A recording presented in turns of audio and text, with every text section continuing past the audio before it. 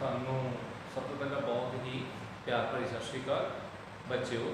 ਅੱਜ ਆਪਾਂ ਸ਼ੁਰੂ ਕਰਨ ਜਾ ਰਹੇ ਹਾਂ ਇੱਕ ਬਹੁਤ ਹੀ ਦਿਲਚਸਪ ਤੇ ਬਹੁਤ ਹੀ ਗਿਆਨ ਭਰਪੂਰ ਲੈਸਨ ਮੀਨਸ ਪਾਠ ਨੰਬਰ 7 ਮੌਸਮ ਜਲਵਾਯੂ ਅਤੇ ਜਲਵਾਯੂ ਅਨੁਸਾਰ ਜੰਤੂਆਂ ਵਿੱਚ ਅਨੁਕੂਲਨ means weather, climate and adaptations of animals to climate।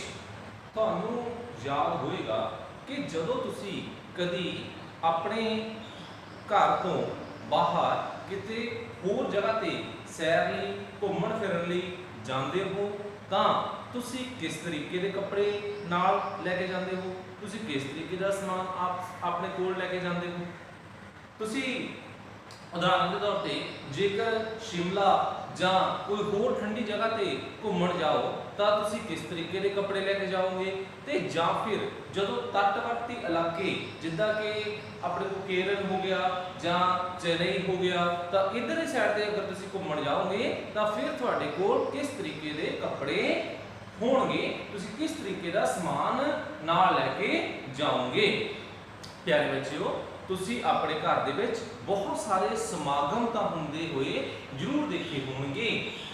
ਤੁਹਾਨੂੰ ਪਤਾ ਹੋਵੇਗਾ ਕਿ ਜਦੋਂ ਵੀ ਅਸੀਂ ਕੋਈ ਫੰਕਸ਼ਨ ਕਰਨਾ ਹੁੰਦਾ ਹੈ ਤਾਂ ਘਰ ਦੇ ਬਜ਼ੁਰਗ ਜਾਂ ਵੱਡੇ ਲੋਕੀ ਜਿਹੜੇ ਹੈਗੇ ਆ ਉਹ ਸਭ ਤੋਂ ਪਹਿਲਾਂ ਇਸ ਚੀਜ਼ ਦੇ ਬਾਰੇ ਚਰਚਾ ਕਰਦੇ ਹਨ ਕਿ ਜਿਸ ਦਿਨ ਅਸੀਂ ਕੋਈ ਸਮਾਗਮ ਰੱਖਣਾ ਹੈ ਉਸ ਦਿਨ ਮੌਸਮ ਦਾ ਮਿਜਾਜ ਕਿਸ ਤਰੀਕੇ ਦਾ ਹੋਵੇਗਾ। ਮੀਨਸ ਬਰਖਾ ਤਾਂ ਨਹੀਂ ਹੈ, ਜ਼ਿਆਦਾ ਠੰਡ ਤਾਂ ਨਹੀਂ ਹੈ ਜਾਂ ਕੋਈ ਜ਼ਿਆਦਾ ਗਰਮੀ ਵਾਲੇ ਦਿਨ ਤਾਂ ਨਹੀਂ ਹੈ, ਵਗੈਰਾ ਵਗੈਰਾ ਇਹ ਜਿਹੜੀਆਂ ਹੈ ਚਰਚਾ ਕੀਤੀਆਂ ਜਾਂਦੀਆਂ ਹਨ। ਬੱਚਿਓ, ਤੁਸੀਂ ਇਹ ਵੀ ਦੇਖਿਆ ਹੋਵੇਗਾ ਕਿ ਜਦੋਂ ਕੋਈ ਮੈਚ ਸਟਾਰਟ ਹੁੰਦਾ ਹੈ ਤਾਂ ਟੀਵੀ ਦੇ ਵਿੱਚ ਸਭ ਤੋਂ ਪਹਿਲੇ ਜੋ ਰੈਫਰੀ ਹੁੰਦੇ ਹਨ ਉਹ ਮੌਸਮ ਦਾ ਅੰਦਾਜ਼ਾ ਜੋ ਹੈ ਜਾਂ ਮੌਸਮ ਦਾ ਜੋ ਅਨੁਮਾਨ ਹੈ ਉਹ ਵੀ ਜ਼ਰੂਰ ਦੱਸਦੇ ਹੁੰਦੇ ਹਨ, ਕਿਉਂਕਿ ਕਿਸੇ ਵੀ ਗੇਮ ਦੇ ਉੱਤੇ ਮੌਸਮ ਦਾ ਇੱਕ ਬਹੁਤ ਹੀ ਵੱਡਾ ਰੋਲ ਹੁੰਦਾ ਹੈ। ਕਿਉਂਕਿ ਉਸ ਚਰਚਾ ਵਿੱਚ ਰੈਫਰੀ ਇਹ ਦੱਸਦੇ ਹੁੰਦੇ ਹਨ ਕਿ ਜਿਹੜੀ ਟੀਮ ਪਹਿਲਾਂ ਖੇਲੇਗੀ ਉਸ ਨੂੰ ਕੀ ਫਾਇਦਾ ਜਾਂ ਕੀ ਨੁਕਸਾਨ ਹੋਏਗਾ, ਜਿਹੜੀ ਟੀਮ ਬਾਅਦ ਵਿੱਚ ਖੇਲੇਗੀ ਉਸ ਨੂੰ ਕੀ ਫਾਇਦਾ ਜਾਂ ਨੁਕਸਾਨ ਹੋਏਗਾ। ਬੱਚਿਓ, ਤੁਸੀਂ ਬਹੁਤ ਸਾਰੀਆਂ ਭਵਿੱਖਬਾਣੀਆਂ ਟੈਲੀਵਿਜ਼ਨ ਦੇ ਥਰੂ ਜਾਂ ਰੇਡੀਓ ਦੇ ਥਰੂ ਸੁਣੀਆਂ ਹੋਣਗੀਆਂ ਤੇ ਜਾਂ ਫਿਰ ਵੱਖ-ਵੱਖ ਅਖਬਾਰਾਂ ਦੇ ਵਿੱਚ ਮੌਸਮ ਦੀ ਜਾਣਕਾਰੀ ਬਾਰੇ ਪੜ੍ਹਿਆ ਹੋਵੇਗਾ। ਪਰ ਪਿਆਰੇ ਵਿਦਿਆਰਥੀਓ, ਕੀ ਤੁਸੀਂ ਜਾਣਦੇ ਹੋ ਕਿ ਅਸਲ ਵਿੱਚ ਮੌਸਮ ਕੀ ਹੈ? ਆਓ ਆਪਾਂ ਇਸ ਲੈਸਨ ਦੇ ਵਿੱਚ ਇਸ ਨੂੰ ਸਮਝਣ ਦੀ ਕੋਸ਼ਿਸ਼ ਕਰਦੇ ਹਾਂ। ਬੱਚਿਓ, ਆਪਾਂ ਪੜ੍ਹਨ ਜਾ ਰਹੇ ਹਾਂ ਮੌਸਮ means weather।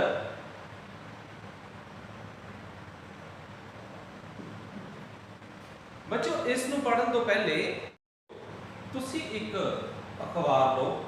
ਅਖਬਾਰ ਦੇ ਆਮ ਤੌਰ ਤੇ ਪਹਿਲੇ ਸਫ਼ੇ ਦੇ ਉੱਪਰ ਹੀ ਇੱਕ ਮੌਸਮ ਦੀ ਰਿਪੋਰਟ ਜੋ ਹੈ ਉਹ ਛਾਪੀ ਹੁੰਦੀ ਹੈ। ਇਸ ਰਿਪੋਰਟ ਦੇ ਵਿੱਚ ਤੁਹਾਨੂੰ ਦੱਸਿਆ ਜਾਂਦਾ ਹੈ ਕਿ ਪਿਛਲੇ 24 ਘੰਟਿਆਂ ਦੇ ਵਿੱਚ ਕਿਸ ਤਰੀਕੇ ਦਾ ਮੌਸਮ ਸੀ, ਤਾਪਮਾਨ ਕਿੰਨਾ ਸੀ, ਉੱਚਤਮ ਤਾਪਮਾਨ ਕਿੰਨਾ ਸੀਗਾ, ਨਿਊਨਤਮ ਤਾਪਮਾਨ ਕਿੰਨਾ ਸੀਗਾ, ਬੱਦਲ ਬਾਰਿਸ਼ ਅਗਰ ਹੋਈ ਹੋਵੇ ਤਾਂ ਉਸ ਦਾ ਕੀ ਅਨੁਮਾਨ ਸੀਗਾ ਤੇ ਜਾਂ ਫਿਰ ਸੂਰਜ ਕਦੋਂ ਚੜ੍ਹੇਗਾ ਕਦੋਂ ਛਿਪੇਗਾ, ਇਸ ਬਾਰੇ ਜਾਣਕਾਰੀ ਦਿੱਤੀ ਜਾਂਦੀ ਹੈ। ਬੱਚਿਓ, ਆਪਾਂ ਪੜ੍ਹਨ ਲੱਗੇ ਹਾਂ ਇੱਕ ਅਖਬਾਰ ਦੇ ਵਿੱਚ ਦਿੱਤੇ ਹੋਏ ਮੌਸਮ ਦੇ ਅਨੁਮਾਨ ਦੇ ਬਾਰੇ। ਜਿਵੇਂ ਕਿ ਚੰਡੀਗੜ੍ਹ ਵਿੱਚ ਵੱਧ ਤੋਂ ਵੱਧ ਤਾਪਮਾਨ 25 ਡਿਗਰੀ ਸੈਲਸੀਅਸ, ਘੱਟ ਤੋਂ ਘੱਟ ਤਾਪਮਾਨ 11 ਡਿਗਰੀ ਸੈਲਸੀਅਸ। ਅੰਮ੍ਰਿਤਸਰ ਵੱਧ ਤੋਂ ਵੱਧ ਤਾਪਮਾਨ 26 ਡਿਗਰੀ ਸੈਲਸੀਅਸ, ਘੱਟ ਤੋਂ ਘੱਟ ਤਾਪਮਾਨ 9 ਡਿਗਰੀ ਸੈਲਸੀਅਸ। ਬਠਿੰਡਾ ਵੱਧ ਤੋਂ ਵੱਧ ਤਾਪਮਾਨ 26 ਡਿਗਰੀ ਸੈਲਸੀਅਸ, ਘੱਟ ਤੋਂ ਘੱਟ ਤਾਪਮਾਨ 7 ਡਿਗਰੀ ਸੈਲਸੀਅਸ। ਜਲੰਧਰ ਵੱਧ ਤੋਂ ਵੱਧ ਤਾਪਮਾਨ 26 ਡਿਗਰੀ ਸੈਲਸੀਅਸ, ਘੱਟ ਤੋਂ ਘੱਟ ਤਾਪਮਾਨ 8 ਡਿਗਰੀ ਸੈਲਸੀਅਸ। ਲੁਧਿਆਣਾ ਵੱਧ ਤੋਂ ਵੱਧ ਤਾਪਮਾਨ 25 ਡਿਗਰੀ ਸੈਲਸੀਅਸ ਅਤੇ ਘੱਟ ਤੋਂ ਘੱਟ ਤਾਪਮਾਨ 9 ਡਿਗਰੀ ਸੈਲਸੀਅਸ। ਪਟਿਆਲਾ ਵੱਧ ਤੋਂ ਵੱਧ ਤਾਪਮਾਨ 25 ਡਿਗਰੀ ਸੈਲਸੀਅਸ ਅਤੇ ਘੱਟ ਤੋਂ ਘੱਟ ਤਾਪਮਾਨ 9 ਡਿਗਰੀ ਸੈਲਸੀਅਸ। ਸੂਰਜ ਛਿਪੇਗਾ ਸੋਮਵਾਰ ਸ਼ਾਮੀ 6:12 ਤੇ ਅਤੇ ਸੂਰਜ ਚੜ੍ਹੇਗਾ ਮੰਗਲਵਾਰ ਸਵੇਰੇ 7:01 ਤੇ। ਆਪਾਂ ਕਰਨ ਜਾ ਰਹੇ ਹਾਂ ਕਿਰਿਆ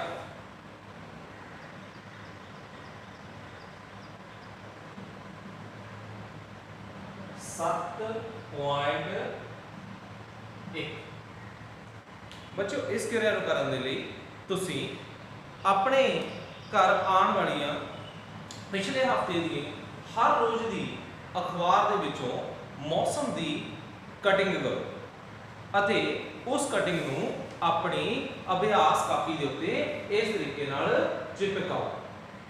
ਬੱਚਿਓ ਫਿਰ ਇਹਨਾਂ ਦਾ ਅਧਿਐਨ ਕਰੋ। ਜੇਕਰ ਤੁਹਾਡੇ ਕੋਲ ਅਖਬਾਰ ਨਹੀਂ ਆਉਂਦੀ ਤਾਂ ਕਿਸੇ ਗਵਾਂਢੀ ਜਾਂ ਆਪਣੇ ਕਿਸੇ ਦੋਸਤ ਤੋਂ ਅਖਬਾਰ ਲਓ ਅਤੇ ਉਸ ਦੀਆਂ ਮੌਸਮ ਦੀ ਜਾਣਕਾਰੀ ਆਪਣੀ ਨੋਟਬੁੱਕ ਦੇ ਉੱਤੇ ਲਿਖ ਲਓ। ਬੱਚਿਓ ਇਸ ਜਾਣਕਾਰੀ ਦਾ ਅਧਿਐਨ ਕਰੋ ਅਤੇ ਦਿੱਤੀ ਹੋਈ ਸਾਰਣੀ 7.1 ਨੂੰ ਭਰੋ। ਆਪਣੀ ਅਖਬਾਰਾਂ ਦੀ ਕਟਿੰਗਸ ਤੋਂ ਆਪਣੇ ਮੌਸਮ ਦੇ ਅਨੁਮਾਨ ਨੂੰ ਇਸ ਟੇਬਲ ਦੇ ਵਿੱਚ ਭਰੋ।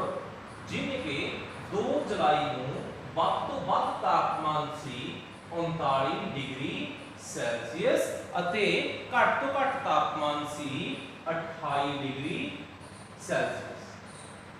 ਬੱਚਿਓ ਇਸ ਦਿਨ ਘੱਟ ਤੋਂ ਘੱਟ ਵਾਤਾਵਰਣ ਦੇ ਵਿੱਚ ਨਮੀ ਸੀ 50% ਅਤੇ ਵੱਧ ਤੋਂ ਵੱਧ ਨਮੀ ਸੀ 70% ਅਤੇ ਵਰਖਾ ਦਾ ਕੋਈ ਵੀ ਅਨੁਮਾਨ ਨਹੀਂ ਸੀ ਜਾਂ ਵਰਖਾ ਨਹੀਂ ਹੋਈ ਸੀ। ਇਸੇ ਤਰੀਕੇ ਨਾਲ ਆਪਣੇ ਕੋਲ 3 ਜੁਲਾਈ ਨੂੰ ਬੱਚਿਓ ਤਾਪਮਾਨ ਹੈ ਵੱਧ ਤੋਂ ਵੱਧ 39 ਡਿਗਰੀ ਸੈਲਸੀਅਸ, ਘੱਟ ਤੋਂ ਘੱਟ ਤਾਪਮਾਨ ਹੈ 29 ਡਿਗਰੀ ਸੈਲਸੀਅਸ,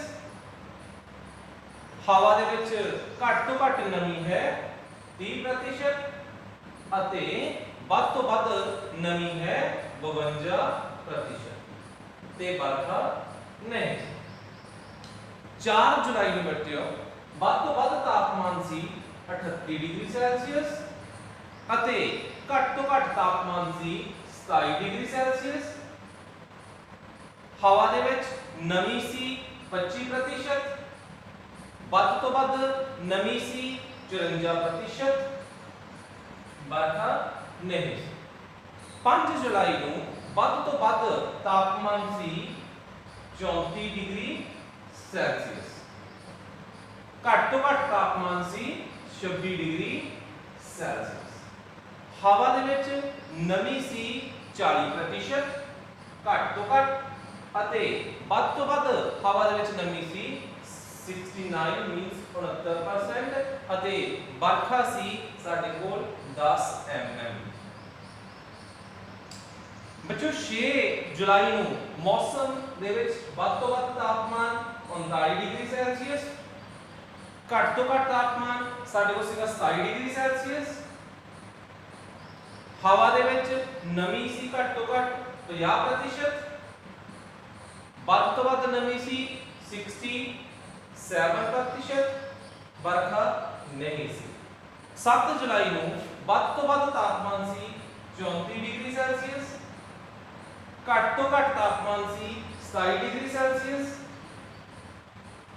ਔਰ ਸਾਡੇ ਕੋਲ ਨਮੀ ਸੀ ਘੱਟ ਤੋਂ ਘੱਟ 40% ਅਤੇ ਵੱਧ ਤੋਂ ਵੱਧ 69% ਅਤੇ ਵਰਖਾ ਦਾ ਅਨੁਮਾਨ ਨਹੀਂ ਸੀ ਜਾਂ ਬਹੁਤ ਘੱਟ ਵਰਖਾ ਸੀ। ਤੇ 8 ਜੁਲਾਈ ਨੂੰ ਸਾਡੇ ਕੋਲ ਵੱਧ ਤੋਂ ਵੱਧ ਤਾਪਮਾਨ ਸੀ 33 ਡਿਗਰੀ ਸੈਲਸੀਅਸ और घट तो घट तापमान सी 27 डिग्री सैलसीअस और हवा दे विच नमी सी घट तो घट 30% ਅਤੇ ਵੱਧ ਤੋਂ ਵੱਧ 70% ਤੇ ਵਰਖਾ ਦਾ ਅਨੁਮਾਨ ਨਹੀਂ। ਪਿਆਰੇ ਬੱਚਿਓ, ਤੁਸੀਂ ਇਸ ਚੀਜ਼ ਨੂੰ ਜਾਣਨ ਲਈ ਬੜੇ ਉਤਸੁਕ ਹੋਵੋਗੇ ਕਿ ਮੌਸਮ ਵਿਭਾਗ ਵਿਗਿਆਨੀਆਂ ਨੂੰ ਕਿਵੇਂ ਪਤਾ ਲੱਗ ਜਾਂਦਾ ਹੈ ਕਿ ਅੱਜ ਵਰਖਾ ਕਿੰਨੀ ਹੋਈ ਹੈ। ਬੱਚਿਓ, ਬਰਖਾ ਨੂੰ ਮਾਪਣ ਲਈ ਬਰਖਾ ਮਾਪਕ ਯੰਤਰ ਦਾ ਇਸਤੇਮਾਲ ਕੀਤਾ ਜਾਂਦਾ ਹੈ, ਜੋ ਕਿ ਇੱਕ ਬਹੁਤ ਹੀ ਸਰਲ ਅਤੇ ਸਧਾਰਨ ਹੁੰਦਾ ਹੈ। ਇਸ ਨੂੰ ਬਣਾਉਣ ਦੇ ਲਈ ਇੱਕ 127 mm ਡਾਇਆਮੀਟਰ ਯਾਨੀ ਕਿ ਵਿਆਸ ਵਾਲੀ ਇੱਕ ਫਨਲ ਜਾਂ ਕੀਫ ਲਓ। ਇਸ ਕੀਫ ਨੂੰ ਇੱਕ 203 mm ਵਾਲੀ ਬੋਤਲ ਦੇ ਉੱਪਰ ਰੱਖ ਦਿਓ। ਜਦੋਂ ਵਰਖਾ ਹੋਵੇ ਇਸ ਨੂੰ ਬਾਹਰ ਖੁੱਲ੍ਹੇ ਮੈਦਾਨ ਵਿੱਚ ਰੱਖ ਦਿਓ। ਵਰਖਾ ਦੀਆਂ ਬੂੰਦਾਂ ਇਸ ਫਨਲ ਦੇ ਵਿੱਚ ਡਿੱਗਣਗੀਆਂ ਅਤੇ ਉਸ ਦਾ ਪਾਣੀ ਬੋਤਲ ਦੇ ਵਿੱਚ ਇਕੱਠਾ ਹੋ ਜਾਵੇਗਾ। ਜਦੋਂ ਵਰਖਾ ਹਟ ਜਾਵੇਗੀ ਤਾਂ ਇਸ ਬੋਤਲ ਦੇ ਪਾਣੀ ਨੂੰ ਇੱਕ ਮਾਪਕ ਸਿਲੰਡਰ ਦੇ ਵਿੱਚ ਪਾਓ ਅਤੇ ਇਸ ਦੀ ਮਿਣਤੀ ਕਰੋ। ਜਿੰਨਾ ਵੀ ਮਾਪਕ ਸਿਲੰਡਰ ਦੇ ਉੱਪਰ ਪਾਣੀ ਦੀ ਗਿਣਤੀ ਹੋਏਗੀ ਉਹ ਉਸ ਦਿਨ ਦੀ ਵਰਖਾ ਹੋਵੇਗੀ। ਤੁਸੀਂ ਹੈਰਾਨ ਤਾਂ ਜ਼ਰੂਰ ਹੋਵੋਗੇ ਕਿ ਮੌਸਮ ਦੀ ਰਿਪੋਰਟ ਕੌਣ ਲਿਖਦਾ ਹੋਵੇਗਾ? ਬੱਚਿਓ, ਮੌਸਮ ਦੀ ਰਿਪੋਰਟ ਭਾਰਤ ਵਿੱਚ ਭਾਰਤ ਮੌਸਮ ਵਿਗਿਆਨ ਵਿਭਾਗ ਦੁਆਰਾ ਤਿਆਰ ਕੀਤੀ ਜਾਂਦੀ ਹੈ। ਇਹ ਵਿਭਾਗ ਹਰ ਰੋਜ਼ ਵੱਖ-ਵੱਖ ਥਾਵਾਂ 'ਤੇ ਉੱਥੋਂ ਦੇ ਤਾਪਮਾਨ, ਹਵਾ ਦੀ ਗਤੀ ਆਦਿ ਦੇ ਅੰਕੜੇ ਇਕੱਠੇ ਕਰਦਾ ਹੈ ਅਤੇ ਮੌਸਮ ਬਾਰੇ ਭਵਿੱਖਬਾਣੀ ਲਗਾਉਂਦਾ ਹੈ। ਕਿਸੇ ਸਥਾਨ ਦੇ ਤਾਪਮਾਨ, ਨਮੀ, ਵਰਖਾ, ਹਵਾ ਦੀ ਗਤੀ ਆਦਿ ਦੇ ਸੰਬੰਧ ਵਿੱਚ ਵਾਯੂਮੰਡਲ ਦੀ ਹਰ ਰੋਜ਼ ਦੀ ਅਵਸਥਾ ਉਸ ਸਥਾਨ ਦਾ ਮੌਸਮ ਅਖਵਾਉਂਦੀ ਹੈ। ਜੋ ਤਾਪਮਾਨ, ਨਮੀ ਅਤੇ ਹੋਰ ਕਾਰਕ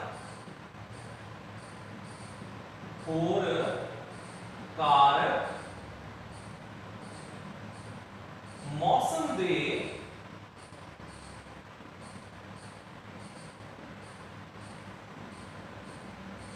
ਘਟਕ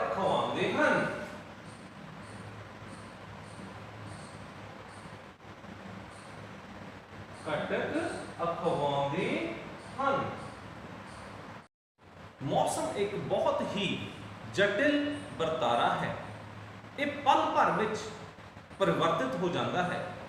ਤੁਹਾਡੀ ਜ਼ਿੰਦਗੀ ਦੇ ਵਿੱਚ ਵੀ ਅਜਿਹਾ ਕਈ ਵਾਰ ਹੋਇਆ ਹੋਵੇਗਾ ਕਿ ਤੁਸੀਂ ਦੇਖਿਆ ਕਿ ਸਵੇਰੇ ਬਹੁਤ ਤਿੱਖੀ ਧੁੱਪ ਸੀ ਪਰ ਅਚਾਨਕ ਸ਼ਾਮ ਨੂੰ ਬੱਦਲ ਆ ਗਏ, ਜਾਂ ਬਹੁਤ ਜ਼ਿਆਦਾ ਤੇਜ਼ ਬਾਰਿਸ਼ ਹੋ ਰਹੀ ਸੀ ਪਰ ਅਚਾਨਕ ਧੁੱਪ ਨਿਕਲ ਆਈ, ਵਗੈਰਾ ਵਗੈਰਾ। ਬੱਚਿਓ, ਕਿਸੇ ਵੀ ਥਾਂ ਦਾ ਮੌਸਮ ਦਿਨ ਪ੍ਰਤੀ ਦਿਨ ਹਫ਼ਤਾ ਬਦਲਦਾ ਰਹਿੰਦਾ ਹੈ। ਇਸ ਲਈ ਅਸੀਂ ਅਕਸਰ ਕਹਿੰਦੇ ਹਾਂ ਅੱਜ ਦਾ ਮੌਸਮ ਬਹੁਤ ਜ਼ਿਆਦਾ ਨਮੀ ਵਾਲਾ ਹੈ ਜਾਂ ਨਮੀ ਭਰਪੂਰ ਹੈ, ਜਾਂ ਪਿਛਲੇ ਹਫ਼ਤੇ ਮੌਸਮ ਗਰਮ ਸੀ। ਜਿਵੇਂ ਕਿ ਮੌਸਮ ਦੀ ਰਿਪੋਰਟ ਤੋਂ ਸਪਸ਼ਟ ਹੁੰਦਾ ਹੈ ਕਿ ਉੱਚਤਮ ਅਤੇ ਨਿਊਨਤਮ ਤਾਪਮਾਨ ਹਰ ਰੋਜ਼ ਨੋਟ ਕੀਤਾ ਜਾਂਦਾ ਹੈ। ਇਸ ਨੂੰ ਨੋਟ ਕਰਨ ਦੇ ਲਈ ਇੱਕ ਸਪੈਸ਼ਲ ਟਾਈਪ ਦਾ ਥਰਮਾਮੀਟਰ ਹੁੰਦਾ ਹੈ, ਜਿਸ ਨੂੰ ਤੁਸੀਂ ਆਪਣੀ ਲੈਬੋਰੇਟਰੀ ਦੇ ਵਿੱਚ ਜ਼ਰੂਰ ਦੇਖਿਆ ਹੋਵੇਗਾ। ਬੱਚਿਓ, ਦਿੱਤੀ ਹੋਈ ਸਲਾਈਡ ਵਿੱਚ ਇੱਕ ਉੱਚਤਮ ਅਤੇ ਨਿਊਨਤਮ ਮੀਨਸ ਮੈਕਸਿਮਮ ਮਿਨੀਮਮ ਥਰਮਾਮੀਟਰ ਦਿਖਾਇਆ ਗਿਆ ਹੈ। ਇਸ ਦੀ ਵਰਤੋਂ ਉੱਚਤਮ ਅਤੇ ਨਿਊਨਤਮ ਤਾਪਮਾਨ ਮਾਪਣ ਦੇ ਲਈ ਮੌਸਮ ਵਿਭਾਗ ਦੁਆਰਾ ਕੀਤੀ ਜਾਂਦੀ ਹੈ। ਪਿਆਰੇ ਬੱਚਿਓ, ਕੀ ਤੁਸੀਂ ਕਦੀ ਅੰਦਾਜ਼ਾ ਲਗਾ ਸਕਦੇ ਹੋ ਕਿ ਪੂਰੇ ਦਿਨ ਦਾ ਉੱਚਤਮ ਤਾਪਮਾਨ ਆਮ ਤੌਰ 'ਤੇ ਦੁਪਹਿਰ ਤੋਂ ਬਾਅਦ ਹੁੰਦਾ ਹੈ, ਜਦੋਂ ਕਿ ਨਿਊਨਤਮ ਤਾਪਮਾਨ ਆਮ ਤੌਰ 'ਤੇ ਸਵੇਰ ਵੇਲੇ ਹੁੰਦਾ ਹੈ। ਇਹੀ ਕਾਰਨ ਹੈ ਕਿ ਗਰਮੀਆਂ ਵਿੱਚ ਦੁਪਹਿਰ ਦੇ ਬਾਅਦ ਅਸੀਂ ਗਰਮੀ ਤੋਂ ਇੰਨੇ ਜ਼ਿਆਦਾ ਬੇਹਾਲ ਹੋ ਜਾਂਦੇ ਹਾਂ। ਜਦੋਂ ਕਿ ਸਵੇਰ ਦੇ ਸਮੇਂ ਮੌਸਮ ਤੁਲਨਾ ਵਿੱਚ ਸੁਹਾਵਣਾ ਲੱਗਦਾ ਹੈ। ਪਿਆਰੇ ਬੱਚਿਓ, ਕੀ ਤੁਸੀਂ ਕਦੇ ਸੂਰਜ ਚੜ੍ਹਨ ਅਤੇ ਸੂਰਜ ਡੁੱਬਣ ਦੇ ਸਮੇਂ ਦੇ ਬਾਰੇ ਵਿੱਚ ਸੋਚਿਆ ਹੈ? ਤੁਸੀਂ ਜਾਣਦੇ ਹੋ ਕਿ ਸਰਦੀਆਂ ਵਿੱਚ ਸ਼ਾਮ ਨੂੰ ਹਨੇਰਾ ਜਲਦੀ ਹੋ ਜਾਂਦਾ ਹੈ ਅਤੇ ਤੁਹਾਨੂੰ ਖੇਡਣ ਦੇ ਲਈ ਵਧੇਰੇ ਸਮਾਂ ਨਹੀਂ ਮਿਲ ਸਕਦਾ। ਕੀ ਸਰਦੀਆਂ ਦੇ ਵਿੱਚ ਦਿਨ ਦੀ ਲੰਬਾਈ ਗਰਮੀਆਂ ਦੀ ਤੁਲਨਾ ਵਿੱਚ ਘੱਟ ਹੁੰਦੀ ਹੈ? ਜੀ ਹਾਂ ਬੱਚਿਓ, ਸਰਦੀਆਂ ਦੇ ਵਿੱਚ ਦਿਨ ਦੀ ਲੰਬਾਈ ਗਰਮੀਆਂ ਦੀ ਤੁਲਨਾ ਵਿੱਚ ਘੱਟ ਹੁੰਦੀ ਹੈ। ਬੱਚਿਓ, ਪੂਰਾ ਸਾਲ ਸੂਰਜ ਚੜ੍ਹਨ ਅਤੇ ਸੂਰਜ ਡੁੱਬਣ ਦਾ ਸਮਾਂ ਵੀ ਬਦਲਦਾ ਰਹਿੰਦਾ ਹੈ। ਤੁਸੀਂ ਇਸ ਚੀਜ਼ ਤੋਂ ਬਹੁਤ ਹੀ ਹੈਰਾਨ ਹੋਵੋਗੇ ਕਿ ਮੌਸਮ ਇੰਨੀ ਜਲਦੀ ਜਾਂ ਇੰਨੀ ਤੇਜ਼ੀ ਨਾਲ ਕਿਵੇਂ ਬਦਲ ਜਾਂਦਾ ਹੈ। ਮੌਸਮ ਦਾ ਸਰੋਤ ਕੀ ਹੈ? ਬੱਚਿਓ, ਆਓ ਆਪਾਂ ਇਸ ਨੂੰ ਸਮਝਣ ਦੀ ਕੋਸ਼ਿਸ਼ ਕਰਦੇ ਹਾਂ। ਬੱਚਿਓ, ਮੌਸਮ ਵਿੱਚ ਸਾਰੇ ਪਰਿਵਰਤਨ ਸੂਰਜ ਦੇ ਕਾਰਨ ਹੁੰਦੇ ਹਨ। ਸੂਰਜ ਬਹੁਤ ਹੀ ਜ਼ਿਆਦਾ ਉੱਚ ਤਾਪਮਾਨ ਅਤੇ ਗੈਸਾਂ ਦਾ ਬਹੁਤ ਵੱਡਾ ਗੋਲਾ ਹੈ। ਸੂਰਜ ਦੀ ਸਾਡੇ ਤੋਂ ਦੂਰੀ ਬਹੁਤ ਜ਼ਿਆਦਾ ਹੈ, ਪਰ ਸੂਰਜ ਦੁਆਰਾ ਉਪਜੀ ਊਰਜਾ ਇੰਨੀ ਜ਼ਿਆਦਾ ਹੈ ਕਿ ਧਰਤੀ ਤੋਂ ਇੰਨੀ ਦੂਰ ਹੋਣ ਦੇ ਬਾਵਜੂਦ ਵੀ ਸੂਰਜ ਸਾਡੇ ਲਈ ਸਾਰੇ ਤਾਪ ਅਤੇ ਪ੍ਰਕਾਸ਼ ਦਾ ਸਰੋਤ ਹੈ। ਇਸ ਲਈ ਸੂਰਜ ਊਰਜਾ ਦਾ ਮੁੱਢਲਾ ਸਰੋਤ ਹੈ, ਜਿਹੜਾ ਮੌਸਮ ਵਿੱਚ ਬਦਲਾਵ ਲਿਆਉਂਦਾ ਹੈ। ਧਰਤੀ ਦੇ ਸਥਲੀ ਖੇਤਰਾਂ, ਸਮੁੰਦਰਾਂ ਅਤੇ ਵਾਯੂਮੰਡਲ ਰਾਹੀਂ ਸੋਖੀ ਗਈ ਅਤੇ ਪਰਿਵਰਤਿਤ ਹੋਣ ਵਾਲੀ ਊਰਜਾ ਵੀ ਕਿਸੇ ਥਾਂ ਉੱਤੇ ਮੌਸਮ ਨੂੰ ਨਿਰਧਾਰਿਤ ਕਰਨ ਵਿੱਚ ਮਹੱਤਵਪੂਰਨ ਹੁੰਦੀ ਹੈ। ਆਪਾਂ ਪੜ੍ਹਨ ਜਾ ਰਹੇ ਹਾਂ ਜਲਵਾਯੂ। ਜਲਵਾਯੂ means climate। ਬੱਚਿਓ, ਮੌਸਮ ਵਿਗਿਆਨੀ ਹਰ ਰੋਜ਼ ਮੌਸਮ ਸੰਬੰਧੀ ਅੰਕੜਿਆਂ ਨੂੰ ਰਿਕਾਰਡ ਕਰਦੇ ਹਨ। ਪਿਛਲੇ ਕਈ ਦਹਾਕਿਆਂ ਦੇ ਮੌਸਮ ਦੇ ਰਿਕਾਰਡ ਨੂੰ ਸੁਰੱਖਿਅਤ ਰੱਖਦੇ ਹਨ। ਇਹਨਾਂ ਵਿੱਚ ਸਾਨੂੰ ਕਿਸੇ ਥਾਂ ਦੇ ਮੌਸਮ ਦੇ ਰੁਝਾਨ ਦਾ ਨਿਰਧਾਰਨ ਕਰਨ ਵਿੱਚ ਸਹਾਇਤਾ ਮਿਲਦੀ ਹੈ।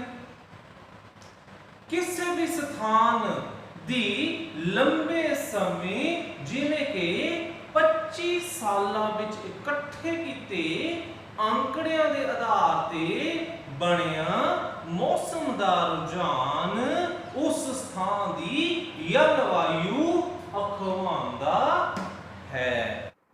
ਪਿਆਰੇ ਬੱਚਿਓ, ਜੇ ਅਸੀਂ ਵੇਖਦੇ ਹਾਂ ਕਿ ਕਿਸੇ ਥਾਂ ਦਾ ਤਾਪਮਾਨ ਵਧੇਰੇ ਸਮੇਂ ਉੱਚਾ ਰਹਿੰਦਾ ਹੈ ਤਾਂ ਅਸੀਂ ਕਹਿੰਦੇ ਹਾਂ ਕਿ ਉਸ ਥਾਂ ਦੀ ਜਲਵਾਯੂ ਗਰਮ ਹੈ।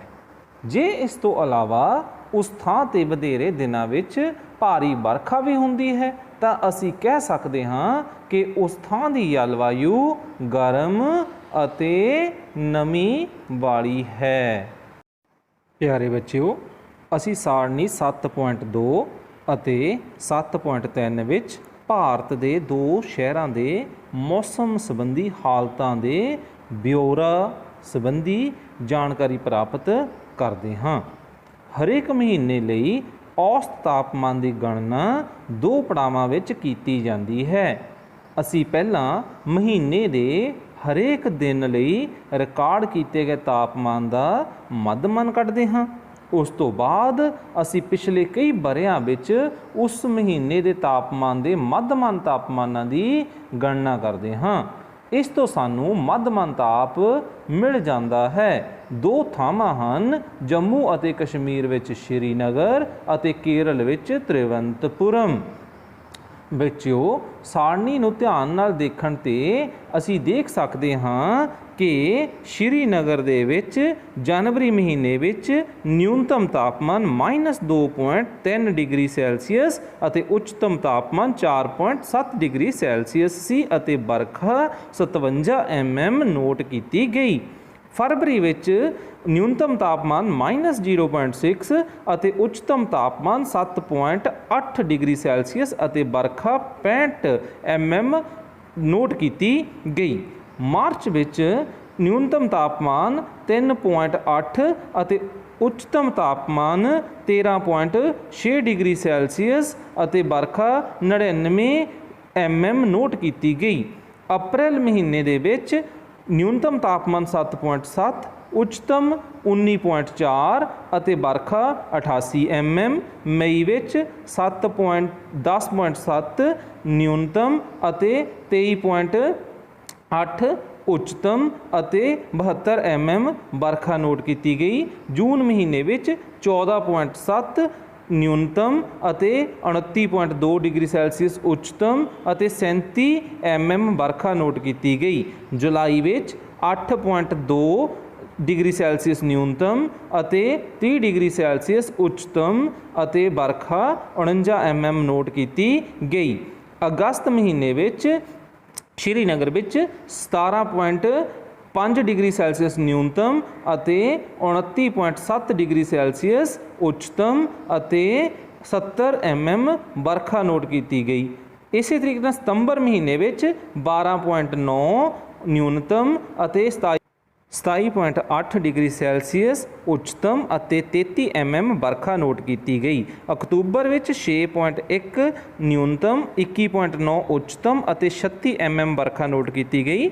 ਨਵੰਬਰ ਵਿੱਚ 0.9 ਡਿਗਰੀ ਸੈਲਸੀਅਸ ਨਿਊਨਤਮ ਅਤੇ 14.7 ਡਿਗਰੀ ਸੈਲਸੀਅਸ ਉੱਚਤਮ ਅਤੇ 27 mm ਬਰਖਾ ਨੋਟ ਕੀਤੀ ਗਈ, ਜਦੋਂ ਕਿ ਦਸੰਬਰ ਵਿੱਚ -1.6 ਡਿਗਰੀ ਸੈਲਸੀਅਸ ਨਿਊਨਤਮ ਅਤੇ 8.2 ਡਿਗਰੀ ਸੈਲਸੀਅਸ ਉੱਚਤਮ ਤਾਪਮਾਨ ਅਤੇ 43 mm ਬਰਖਾ ਨੋਟ ਕੀਤੀ ਗਈ। ਇਸ ਦੀ ਤੁਲਨਾ ਵਿੱਚ ਤ੍ਰਿਵੰਤਪੁਰਮ ਕੇਰਲ ਦੇ ਵਿੱਚ ਜਨਵਰੀ ਦਾ ਤਾਪਮਾਨ ਕਾਫੀ ਉੱਚਾ ਸੀ ਅਤੇ ਅਗਰ ਅਸੀਂ ਸਾਰੇ ਮਤਲਬ ਸਾਰਣੀ ਦੀ ਤੁਲਨਾ ਕਰੀਏ ਤਾਂ ਅਸੀਂ ਦੇਖਦੇ ਹਾਂ ਕਿ ਕੇਰਲ ਦਾ ਜਲਵਾਯੂ ਆਪਣੇ ਸ਼੍ਰੀਨਗਰ ਦੇ ਮੁਕਾਬਲੇ ਵਿੱਚ ਕਾਫੀ ਜ਼ਿਆਦਾ ਗਰਮ ਅਤੇ ਸਿੱਲੀ ਹੈ, ਕਿਉਂਕਿ ਇੱਥੇ ਬਰਖਾ ਆਮ ਤੌਰ 'ਤੇ ਬਹੁਤ ਜ਼ਿਆਦਾ ਹੁੰਦੀ ਹੈ। ਪਿਆਰੇ ਬੱਚਿਓ, ਇਸੇ ਤਰ੍ਹਾਂ ਦੇ ਅੰਕੜੇ ਭਾਰਤ ਦੇ ਪੱਛਮੀ ਖੇਤਰ ਜਿਵੇਂ ਕਿ ਰਾਜਸਥਾਨ ਦੇ ਸ਼ਹਿਰ ਜੈਪੁਰ ਦੇ ਇਸ ਸਲਾਈਡ ਵਿੱਚ ਦਿਖਾਏ ਗਏ ਹਨ। ਬੱਚਿਓ, ਤੁਸੀਂ ਇਸ ਸਾਰਣੀ ਨੂੰ ਧਿਆਨ ਨਾਲ ਦੇਖੋ ਅਤੇ ਨੋਟ ਕਰੋ ਕਿ ਸਾਲ ਦੇ ਵਧੇਰੇ ਸਮੇਂ ਮੱਧਮ ਤਾਪਮਾਨ ਕਾਫੀ ਜ਼ਿਆਦਾ ਉੱਚਾ ਹੈ, ਪਰ ਸਰਦੀਆਂ ਵਿੱਚ ਜਿਹੜੇ ਕਿ ਸਿਰਫ ਕੁਝ ਹੀ ਮਹੀਨਿਆਂ ਵਿੱਚ ਹੁੰਦੀ ਹੈ ਤਾਪਮਾਨ ਕਾਫੀ ਘੱਟ ਹੋ ਜਾਂਦਾ ਹੈ। ਇਸੇ ਖੇਤਰ ਵਿੱਚ ਬਹੁਤ ਘੱਟ ਬਰਖਾ ਵੀ ਹੁੰਦੀ ਹੈ। ਇਹ ਕਿਸੇ ਮਾਰੂਥਲੀ ਜਲਵਾਯੂ ਦੇ ਲੱਛਣ ਹਨ। ਇੱਥੇ ਜਲਵਾਯੂ ਗਰਮ ਅਤੇ ਖੁਸ਼ਕ ਹੁੰਦੀ ਹੈ। ਬੱਚਿਓ, ਇਸ ਸਲਾਈਡ ਵਿੱਚ ਭਾਰਤ ਦੇ ਉੱਤਰ ਪੂਰਬੀ ਰਾਜ ਦਿਖਾਏ ਗਏ ਹਨ। ਬੱਚਿਓ, ਭਾਰਤ ਦੇ ਉੱਤਰ ਪੂਰਬੀ ਰਾਜਾਂ ਵਿੱਚ ਸਾਲ ਦੇ ਵਧੇਰੇ ਭਾਗ ਵਿੱਚ ਬਰਖਾ ਹੁੰਦੀ ਰਹਿੰਦੀ ਹੈ। ਇਸ ਲਈ ਅਸੀਂ ਕਹਿ ਸਕਦੇ ਹਾਂ ਕਿ ਉੱਤਰ ਪੂਰਬ ਦੀ ਜਲਵਾਯੂ ਸਿੱਲੀ ਹੈ। ਪਿਆਰੇ ਬੱਚਿਓ, ਤੁਸੀਂ ਅੱਜ ਦੇ ਇਸ ਲੈਕਚਰ ਵਿੱਚ ਕੀ ਸਿੱਖਿਆ ਹੈ? ਬੱਚਿਓ, ਅਸੀਂ ਸਿੱਖਿਆ ਹੈ ਕਿ ਮੌਸਮ ਤੋਂ ਕੀ ਭਾਵ ਹੈ, ਭਾਰਤ ਵਿੱਚ ਮੌਸਮ ਦੀ ਰਿਪੋਰਟ ਕਿਹੜਾ ਵਿਭਾਗ ਦਿੰਦਾ ਹੈ, ਉੱਚਤਮ ਅਤੇ ਨਿਊਨਤਮ ਤਾਪਮਾਨ ਨੂੰ ਮਾਪਣ ਵਾਲੇ ਯੰਤਰ ਦਾ ਕੀ ਨਾਮ ਹੈ, ਬਰਖਾ ਮਾਪਣ ਵਾਲੇ ਯੰਤਰ ਦਾ ਕੀ ਨਾਮ ਹੈ, ਮੌਸਮ ਦੇ ਘਟਕਾਂ ਦੇ ਨਾਮ ਦੱਸੋ, ਦਿਨ ਵਿੱਚ ਕਿਸ ਸਮੇਂ ਤਾਪਮਾਨ ਸਭ ਤੋਂ ਵੱਧ ਹੁੰਦਾ ਹੈ।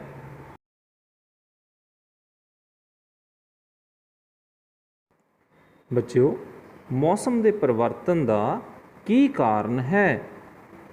ਜਲਵਾਯੂ ਤੋਂ ਕੀ ਭਾਵ ਹੈ?